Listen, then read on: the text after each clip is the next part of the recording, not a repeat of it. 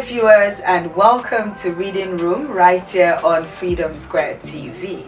And Reading Room is that program where we get to celebrate the culture of reading and lifelong learning. And today, just like I always say every time we come on air, today promises to be interesting, and that's because of the conversation that we'll be having. So last week we talked about reading as a mass communication student, and today our topic is the power of ideas, reading, innovation, and leadership in the TEDx era. I'll say it again: the power of ideas, reading, innovation, and leadership in the TEDx era. Now, ideas have changed nations, transformed businesses, inspired inventions, and built legacies. And behind every great idea is a mind that never stopped learning. And that's why on this program we encourage everyone who is watching that you should cultivate the habit of reading, because reading will definitely help you. So our guest today is the primary licensee of TEDx Enugu, and he's a leader that is dedicated to creating platforms where ideas worth spreading can inspire communities and also transform lives. He's also a passionate advocate for knowledge sharing and community impact. So he's Chinedu Ifechelobi. Good day and welcome to Reading Room today. Thanks a lot. It's good to be here. You're one of the few people that got pronunciation of that surname correct. Oh, okay. So like I've heard different versions. Are you of serious? my surname. That's okay. Yeah. It shows that I really did my homework. Yeah, you did your homework. Okay, thank you so much. You did some research. Yeah, yes, I did. Thank you for having me. Okay, so let's start with who is Chinedu Ifechelobi. Okay. Well, I'm just a simple farm boy, born in Ojiriva. Ojiriva, not Ojiriva local government, but Ojiriva okay. itself. Grew through a farm, like I said, but of course born to civil servants, both civil servants. Okay. But of course had dreams and visions, was starry-eyed from the beginning. My mom was a teacher also who grew from the ranks. Who grew from a primary school teacher to being a university professor. Just retired about 4 years ago. So the things that my parents did from when we were little to the point where they have gotten old were also an inspiration, to know that where you started, it's not where it ends. Yeah. No matter how common or how simple your beginning was, the later end can actually be great. And that if you aspire enough and work hard enough, you can actually overgrow the foundation from where you started and grow into something big. So that is basically the basic philosophy that has helped one to grow from just being a farm boy to being a TEDx Enugu primary licensee, of course running businesses and all that, growing things from nothing. And yes, the point where we are now, we're basically serving the whole Southeast and projecting Southeast to the world. Okay, now you've actually taken the words, my question from me as regards to TEDx. Now, for people who probably are hearing TEDx for the very first time, because I kind of was discussing with a few friends and I said, oh, I have a program and my guest is the TEDx licensee, and the person is like, what is TEDx? Okay, so for people like that, what exactly is TEDx and how does it contribute to knowledge sharing and community development? TEDx is a platform that was created as a franchise of TED, right? TED originally was technology, education, and design. Okay. The E in there also, of course, was an offshoot of entertainment as well, and it's headquartered in New York and started a couple of decades ago.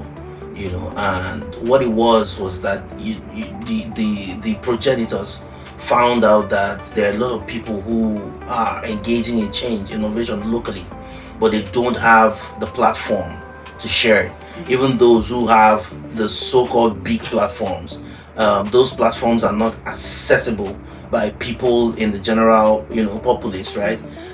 By people in the general population, right? The populace, as you may, and they decided to create this platform where people who are innovators, who are doing something new, something different, something fresh in their different industries, would have that platform and then share it to an audience who wouldn't naturally have access to it.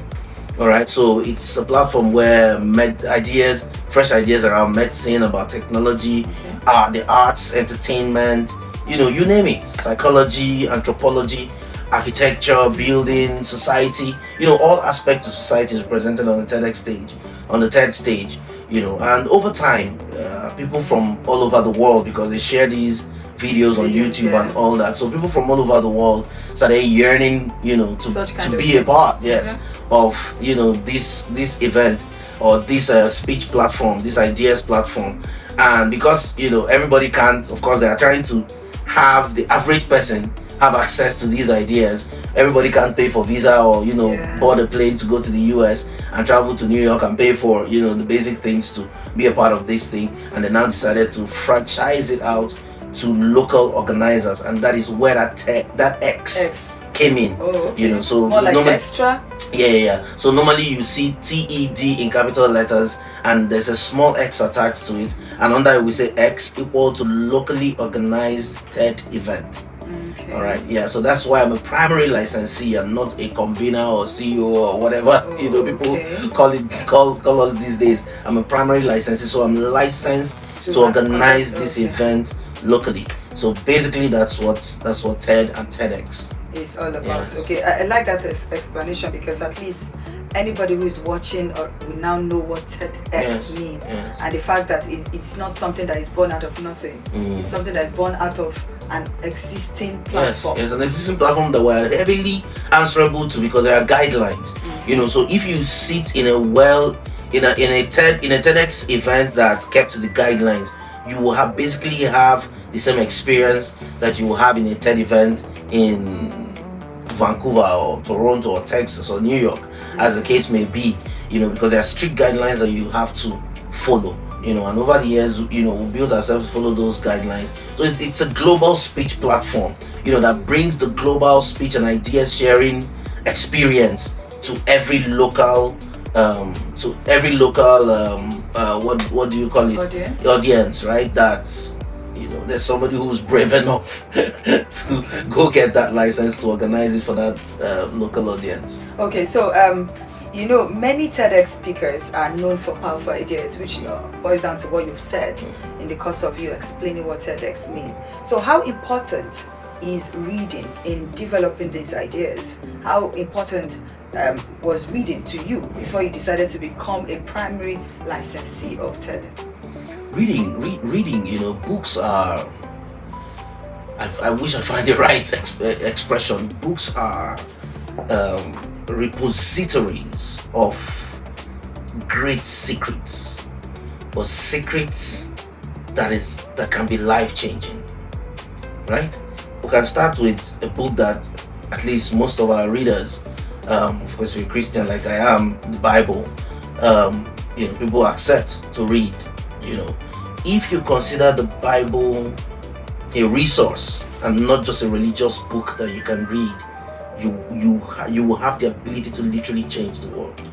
You will have the ability to literally turn your life around, not just your life, but the life of your general community. You have the ability, you have the literal power in your hands, because information is let me not say a weapon, but it is powerful. It is powerful. It is power in motion, because when you read, your eyes open, to something you're not aware of. When you read, your eyes open to information that could literally be the solution to a problem that has plagued you all your life. We talk about going to school and getting an education and being enlightened and being literate and all that. The difference between literacy and illiteracy is reading. As simple as that. It's reading. Because even before the professor started teaching you and all that, giving you all that information, he read. And that's why at some point a lecturer is called a reader. You understand? He has graduated to the point where He has thought and thought and thought and thought and has gathered information by reading, that we can now attach ER to read for him there. This guy has read and read and read to the point that we can now say his profession is reading. He's a reader, right? So that's what it is, So it has that power. You can imagine someone maybe emanating from a village, not knowing anything, not knowing how to speak, not knowing how to communicate, not knowing anything about concepts and ideas and experiments and laws and theories and all that. Immediately they have the ability to read. The eyes pop open to those things, and then that person goes from being totally oblivious or ignorant of the particular concept, the particular idea or whatever, to being someone who's really enlightened, who can maybe enter a lab and produce something totally new, totally different. It's just reading. As I'm saying, it's so vast that we can't just begin to talk about it, but we have to keep it simple so that people will understand the power there, so that it doesn't get quite quite large and quite confusing. But you need to understand that the difference between not knowing anything and knowing so much is reading. The difference of not being anybody to being someone is reading. It's information. It's information. Even if you didn't read it and somebody interpreted it to you, that person read it.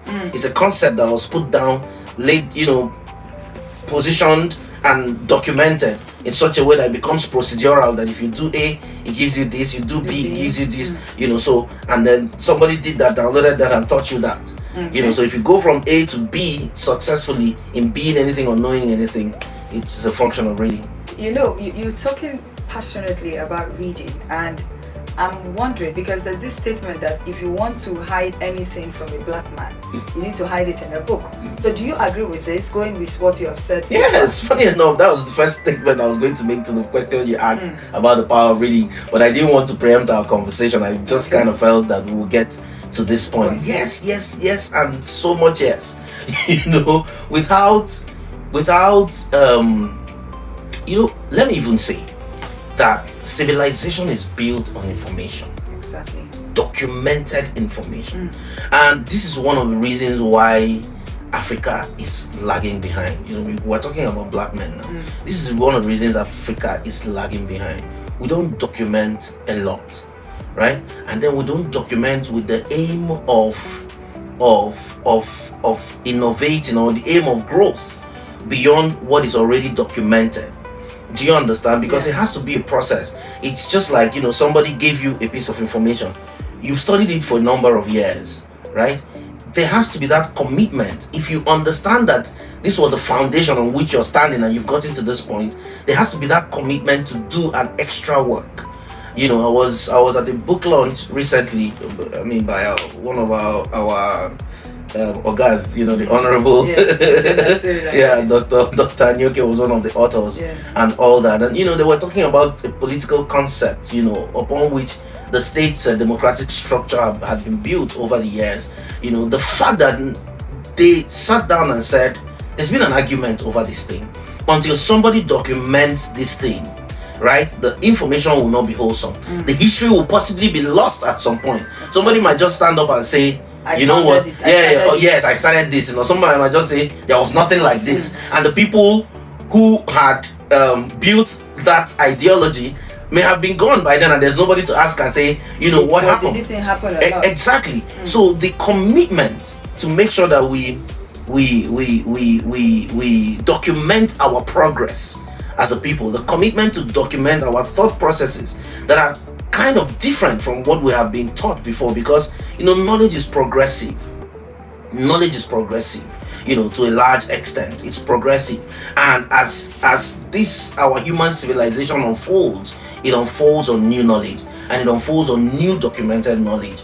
So the fact that the black man is not committed to knowledge at the level of documentation, and knowledge to the level of developmental research, incremental research, is the reason we're where we are, right? And that is true. If you want to hide anything from any man. It's not just a black man, but because the Western world, they are committed to this documentation that I'm talking about. They are committed to finding new things. The whole university process is about what I'm talking about. Our whole university process is predicated on old knowledge, just learning old knowledge, getting certificates, and moving on with your life to go to do the normal average thing that you've known.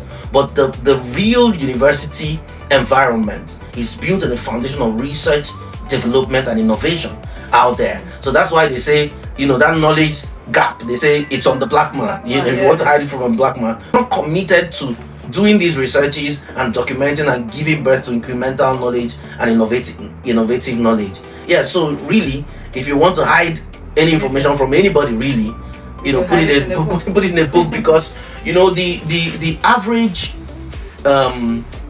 concept of life that is developmental or that can cause radical change does not come to the average man. It doesn't come to the average man. It comes to the man who researches. So it comes to the basically 1% of the 1%. The average man does not discipline himself to sit down and research, to sit down and study. It's not something he's given to consider, right?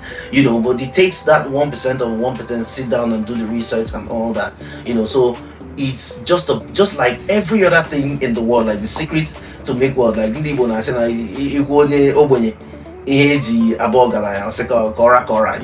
say that if you tell the poor man, if you tell the poor man what he will require for him to be rich, he will say because sacrifices that's required to make one rich, it's not available to the man on the street. And please, those sacrifices are not the kind of sacrifice that you are thinking. No, I believe I'm talking to intellectuals. We're not talking about the base blood sacrifice or anything. We're talking about hard work.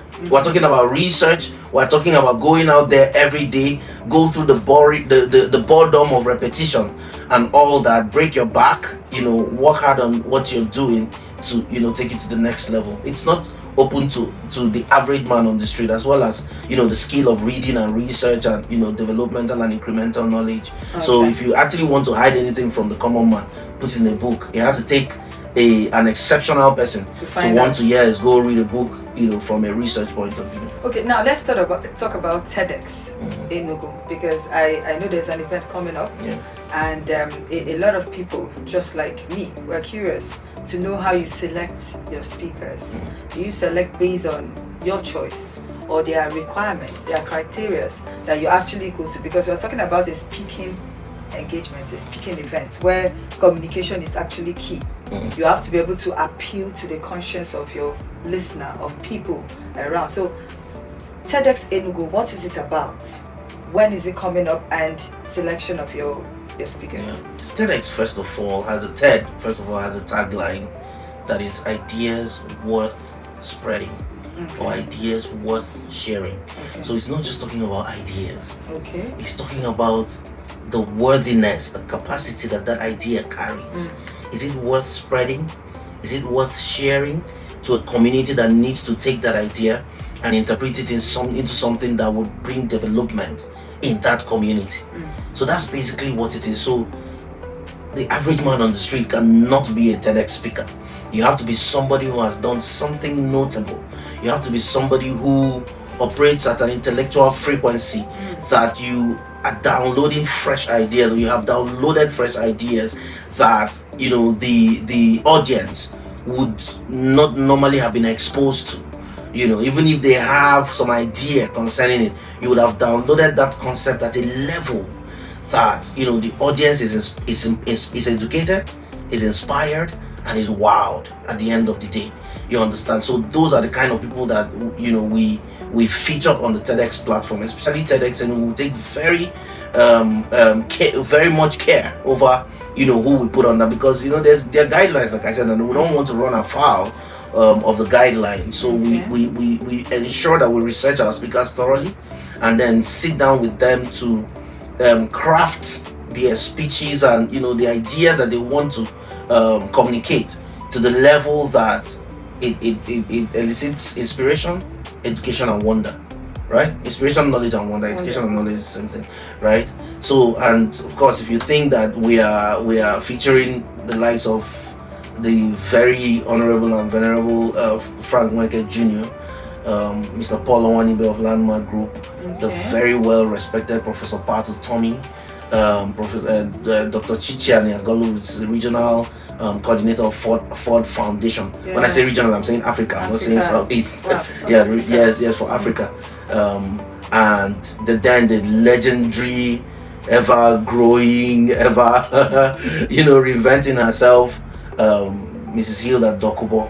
Yes. Wow. Yes, exactly. So and you asked me when it's happening. It's happening on the 27th of June at the Base Landmark Event Center in Independence Layout, and the theme is building blocks of a legacy. And what we are looking at is something that's been lacking in the South is this an intergenerational disconnect, right? But told stories of a great past in the Southeast, and we can't see it. And we even have some of these cultures or some of these practices dying in our very hands as we speak, that the next generation might not even have access to. The apprenticeship system, the Igbo boy system, that the world is fascinated about, that culture is slowly dying in the Southeast, in these markets. People are no more trying to train young boys who will grow and all that, ride on their wings to get to the next level and keep drawing people. Yes, people now want it fast. A lot of young people are not even interested in that anymore. They just want to throw a few combinations on their phones or their systems and make a lot of money and doing DK and so we are taking a deep dive into our great past and what happened, what caused the disjoint, the disconnect between the greatness that we have enjoyed as Igbo in the past, and why that greatness is not being represented here. Businesses rise, great businesses rise and die when the progenitor dies, or retires when the progenitor retires. Great political movements rise and fall when the progenitor gets weak and weary. Great projects rise and disappear. I'm kind of bothered about what becomes of TEDx, the TEDx platform by the time I get old. So these are the things we're looking at. There has to be a generational connection, because that's the only way we can build anything sustainable. The Southeast does not have an economy because of this generational economic disconnect, right? If people have handed over old businesses, by now we'll have a lot of businesses headquartered in the Southeast that are listed on the Nigerian Stock Exchange. We don't have that, right? The same thing would have had people who have been raised politically or in governance, who understand maybe the Michael Okpara phenomenon and all that, and have taken that concept, because under Michael Okpara we're the 5th largest and fastest growing economy in the world, not in Nigeria. I'm talking about the Southeast economy, right? In the world. So how did we fall from there? It is intergenerational disconnect. Somebody woke up and felt that what Michael Okpara did was, I could just do my own thing and all that, and it got blown away. And today, where are we? We don't even have an existing economy. So if these things have been passed down along the road, we would have had sustainable systems, and we not have the kind of capital flight that we have, especially in the Southeast. Okay, that's wonderful. So what impact do you hope TEDx will continue to make in the society? And of course, what opportunities? Because you're talking about young people. We want them to get involved. We want them to actually understand why it's important to come on board this movement, because this is actually a movement. And like you rightly pointed out, fast money is the thing now. So even if a child wakes up and says, "Oh, mom, when I'm done with school, or I don't want to go to school again, I want to go and learn a trade." We had people who wake up and say they don't want to go to school again. They want to go and serve this particular person, but we don't have them now. So even if the person says he doesn't want to go to school, he's thinking of his friend probably in Abuja. And so what would be your advice basically, and what would be the role of this youth in this? What impact will it have on youth per se? Every revolutionary movement actually started with young people. I'm Christian, and proudly so, and I talk about the Bible all the time. It said, your old will dream dreams, but your young men will see vision. The future has to be couched now.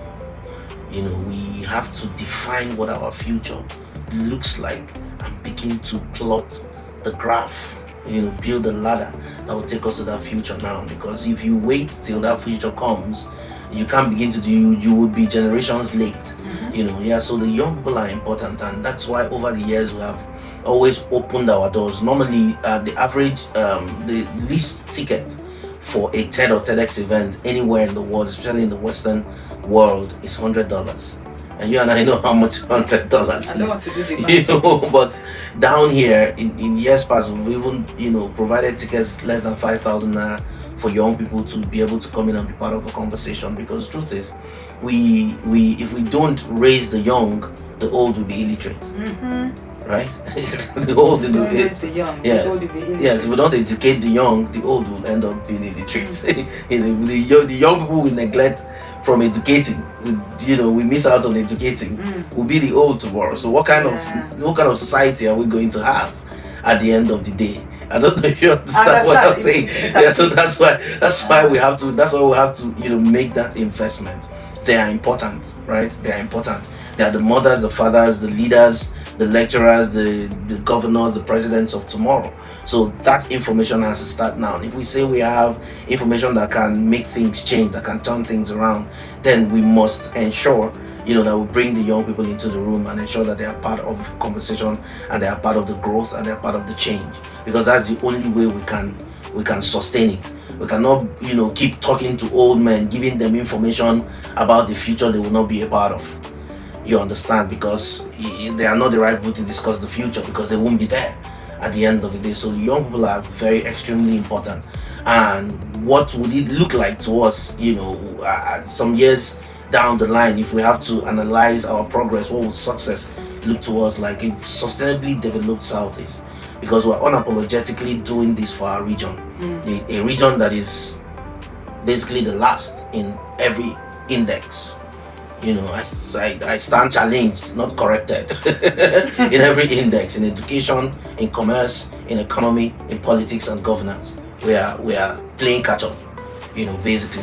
So if a couple of years down the line we were able to raise a generation who starts today to build a formal economy, a formal sustainable economy that begins to invest in the different developmental aspects of our existence, in our history, in our culture, in our commerce, in our economy, in our education, in our leadership, all aspects of it, that in the next 10, 15, 20 years, the Southeast comes to its own, has a growing formal economy, has a strong educational system, has a strong commerce system that can take up every single graduate that we're producing out there. Young people who are less committed to vices and more committed to the right things that would make a society grow and be healthy and be less acidic, if you can say that. We would have said that we've achieved our aim, because every event that we do, we concentrate on every aspect of society. Okay. We concentrate on every industry, so that people will have the right knowledge to grow and also help the community grow as well. Okay, so TEDx, you said it's happening on the 27th of June. So what's the registration process like? So for people who are interested, they want to be part of this event, and how do they go about it? Just go to www.tedxenugu.com/salon, SALON. Yes, and you will see the ticket categories. Click a button, you get a ticket, you make your payment, and that's it. So what's the fee like? The VIP ticket is 70,000, and I think the young leaders ticket is 25,000. Now this particular event is normally a smaller event. It is networking reach, right? So because of the level of people that have to be part of that conversation, it's not an all-comers affair, more or less. But we have also, if anybody joins our student community, we'll have a ticket for like 5,000 naira for our student community, but it has to be members of our communities or members of communities that are partnering with us. How do they become members of the community? We on our Instagram, on our website, there are QR codes and there are WhatsApp links where they can go and click that link and become, or they can just send us a message on Instagram or LinkedIn or Facebook. That's always TEDx Enugu. Yeah, Instagram TEDx_Enugu, and then TEDx Enugu every other place. Okay. Yes. Instagram TEDx_Enugu. Any other platform is TEDx LinkedIn, Enugu. TikTok, and Facebook is TEDx Enugu. they can get access to that community if they are younger people. But I think we also have some discounts, some very limited discount from that's VIP is 50,000, just down the line as well. So they're all on the website. If they go before it expires, if it expires, then it gets to the first thing that they said. All right, it's been wonderful having you here. So on the final notes, what will be your advice to people who are watching as regards to reading, as regards to always show up, always being part of TEDx whenever it comes up? Okay, well, this year is in June, and next year there's still going to be an event. So what will be your advice to them? Because when you talk about events, if it's entertainment, now people will flood the place. But when it comes to intellectual things that will impact your brain, you rarely see people there, and you begin to wonder. The book launch, for instance. How many young people? Fanfare, How many young people? There was hardly any young person there. Unless even from my age. Thank you. Even from my age was about 10% or 15% of that crowd. The younger ones. It's unfortunate. What I would say to the people out there is that knowledge is a potent force for change, and it starts from within. It will change you first. And for you to be successful out there, you have to be a changed person. Somebody said, if you want to have something you haven't ever had before, you have to become somebody you've not been before. If you want to go somewhere you've never been before, you have to become somebody you've never been before. All right, and that's what knowledge does to you. That knowledge is what contributes to that internal change that will now make you be able to have the things you haven't had, or be in places or in rooms you've never been before. It's knowledge that does that. So knowledge is a potent force, it's a powerful force for change, that will take you from point A to point Z, if you commit to it. So it's foolhardy to invest everything that you have in entertainment, having fun, eating and dancing and singing and jumping and all that, and your brain is empty. Because at the end of the day, it's not money well spent, it's money spent on liability. But money spent on knowledge is money spent on assets. So it's asset on an asset. So if you see a learning event, pay for it and attend, it's an asset. You're making a big investment. And networking. Yes, and of course, all of them, all the opportunities within that. Because they say if you are friends with drunkards, you'll be the sixth drunk. But if you're friends with billionaires, if you're friends with 5 billionaires, you'll be the sixth billionaire at the end of the day. So networking is a powerful, part of that system. You have to find yourself within the place where people who look like what you want to be are in, so that you can have access to them as well. So invest in knowledge events, invest in books, invest in information, invest in knowledge. Our Lord and Master Jesus Christ said, in all you're getting, he didn't say some, in all you're getting, get knowledge, get understanding. All you're acquiring, acquire wisdom. That's my sign up. Okay, thank you so much. And today's conversation actually reminds us that every great idea begins with learning, and learning often begins with reading. So whether you dream of becoming a speaker tomorrow, you become an entrepreneur, a leader, a journalist, just like I am, or a change maker, once you cultivate the habit of reading, you become one of the greatest investments you can make. It's actually one of the greatest investments you can make in yourself. And there's so much I've learned today on this program, and I actually penned them down. Information is power in motion, okay? And if you don't teach the young now, the old will be illiterate. So of course, the old we are talking about here is you. So if you don't learn now, tomorrow when your child brings homework, or your grandchild, you'll be saying, whereas you were taught. But the truth is, you didn't pay attention. You felt reading is not your thing. You prefer to press your phone. After pressing your phone, what next? You have the money, right? No problem. So readers discover ideas. Thinkers develop ideas. Leaders share ideas that change the world. And that's why on the 27th of June is important that you mark this date and be part of this great opportunity. The opportunity to sit in a room where ideas become action and visions become reality. So you need to join TEDx Enugu Salon 2026. It's happening at the Bayes Landmark Event Center, and you can get your ticket today via www.tedxenugu.com. facebook.com/salon salon. SALON, not saloon, never knock by just spell it SALON. So we want to say thank you so much to our guest for joining us today, Chinedu Ifechelobi. Yes. So thank you so much for joining us today. My name is Lillian Ezinwa. Do have a wonderful and blessed day. And thanks to Peter for ensuring that you watch us. If not, you know now what will happen. Thank you so much. Bye.